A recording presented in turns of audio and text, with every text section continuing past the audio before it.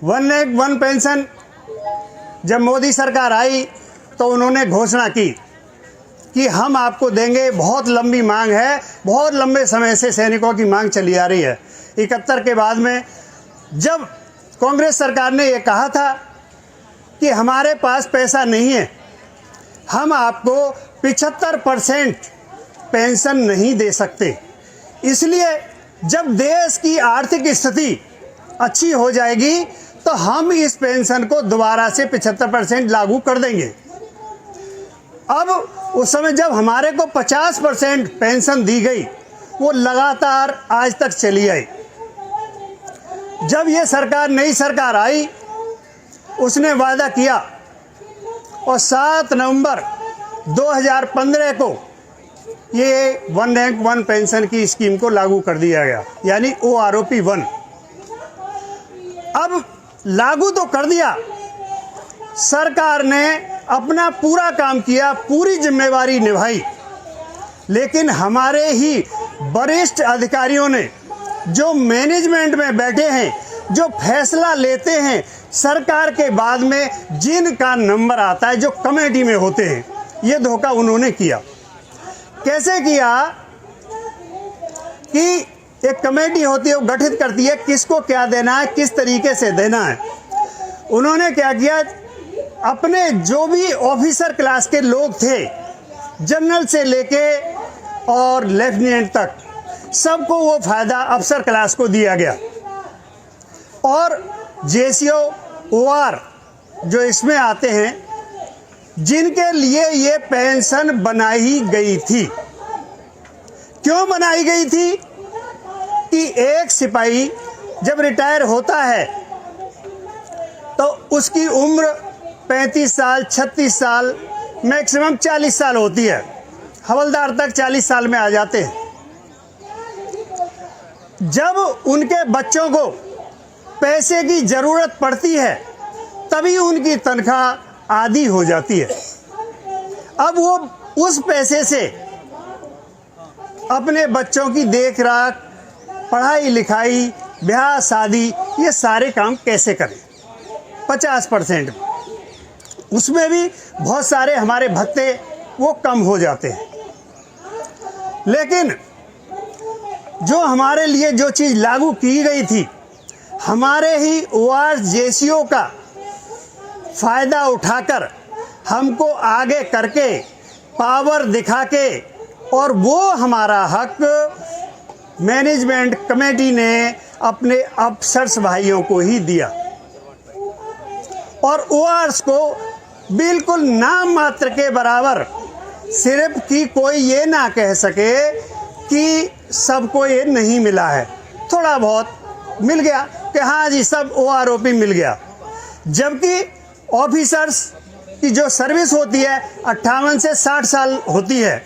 और उस समय जो एक सिपाही के जो बच्चे हैं 34-35 साल में जो रिटायर हुआ है, उसके बच्चे तो उस समय पढ़ने लायक होते हैं। लेकिन अफसरों के जो बच्चे, जो नाती हैं, नाती भी उस ORs के बच्चों के बराबर के होते हैं। तो उनको OROP की ज़रूरत कैसे रही। अफसर्स को तो OROP की ज़रूरत नहीं थी, जब वो पूरी तरह सेटलमेंट हो चुके हैं, 60 साल तक नौकरी करते हैं और AC में बैठ के नौकरी करते हैं। जबकि बैटल कैजुअल्टी होती है तो OR JCO को होती है, क्योंकि वो आगे रहता है, आगे काम करता है। लगातार ये शोषण हमारे साथ होता रहा और हमारे पैसे को वो अफसर क्लास के लोग खाते रहे। हमने पहली आरोपी में हमने सोच लिया, संतोष कर लिया और हम कुछ नहीं बोले। लेकिन अब OROP 2 हुआ, इसमें आज सैनिक जागा है, उसने अपनी ज़रूरतों को समझा है, अपने अधिकारों को समझा है। तो आज उसके लिए हम संघर्ष के 108वें दिन यहाँ पर बैठे हैं। और ये संघर्ष लगातार हमारा चलता रहेगा जब तक सरकार हमारी मांगों को पूरा नहीं करती। दूसरी बात, जब भी आगे कमेटी बने तो उसमें बैटल के अंदर लड़ने वाले, लड़ाई में लड़ने वाले ORs, JCO सभी को शामिल कमेटी में होना चाहिए। ये हमारी एक मांग, विशेष मांग है। क्योंकि ज़्यादातर क्या होता है, एसी में बैठ के वो कुछ लोग, अफसर ही लोग, सीनियर अफसर लोग ये फैसला कर देते हैं, हाँ साहब लागू हो गया। सरकार को क्या होता है, सरकार ने तो एक सिग्नेचर करना होता है, हाँ हो गया, आपने बांट दिया। लेकिन बांटने में कितनी बड़ी विसंगति हुई, कितना बड़ा घोटाला हुआ। आपने देखा जब जांच बैठी, कोश्यारी कमेटी ने अपनी रिपोर्ट सामने पेश की तो उसमें पाया गया कि इसमें बहुत बड़ा घोटाला हुआ है। सारी चीजें निकल के आई सब सामने, लेकिन कहते हैं कि जो खा गया वो खा गया, अब उसके पीछे लड़ते रहो, भागते रहो। अब वो ठंडे बस्ते में हो गई वो बातें। अब क्या करें और किसको सजा दें और कैसे दें। लेकिन अब क्या है, उन्हीं अफसरों ने फिर क्या किया, OROP 2 के इस धरने को कुचलने की कोशिश की। उन्होंने कहा कि इनको साइड कर दो, हटा के फेंक दो, परमिशन इनको मत दो। लेकिन मेरे सभी सैनिक भाइयों, सभी से मैं कहना चाहता हूं कि रख हौसला, वो मंजर भी आएगा, प्यासे के पास चलकर समंदर भी आएगा। यूं थक कर न बैठ मंजिल के मुसाफिर, मंजिल भी मिलेगी और मजा भी आएगा। तो दोस्तों, आप लगे रहें। हमारी सरकार के पास ये सारे संदेश जा रहे हैं, सारे संदेश जा रहे हैं। मीटिंगें हो रही हैं, वार्ता हो रही हैं, कहां कहां खामियां हैं इसका संज्ञान भी प्रधानमंत्री जी ने लिया है। हम ये कह दें कि सरकार ने कोई गलत काम किया है, लेकिन सरकार ने कोई गलत काम नहीं किया है। कुछ लोग कह देते हैं कि सरकार ने नहीं दिया हमको। सरकार की गलती नहीं थी।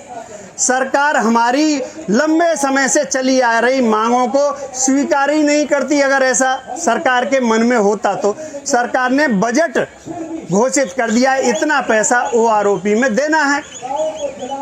अब OROP 2 भी आया, पिछला चला भी गया, तमाम पैसा वो खा भी गए, है ना। वो सारा हमारे साथ में होता रहा और अब हम यहाँ डटकर बैठे हैं। चाहे 2023 पूरा हो जाए, 24 हो जाए, 25 हो जाए, कभी तक आए, हम हार नहीं मानेंगे और हम लगातार यहाँ धरने पर बैठे रहेंगे। और हमारा धरना बिल्कुल शांतिपूर्ण होगा। कोई अग्रेसर नहीं, कोई किसी को पत्थरबाजी नहीं, कोई गाली गलौच नहीं, गलत काम हम बिल्कुल नहीं करेंगे। क्योंकि हम सब लोग डिसिप्लिन में रहने वाले, अनुशासन में रहने वाले लोग हैं। वो ही हमारी पहचान है। हम उस पहचान के साथ जिएंगे और मरेंगे। धन्यवाद।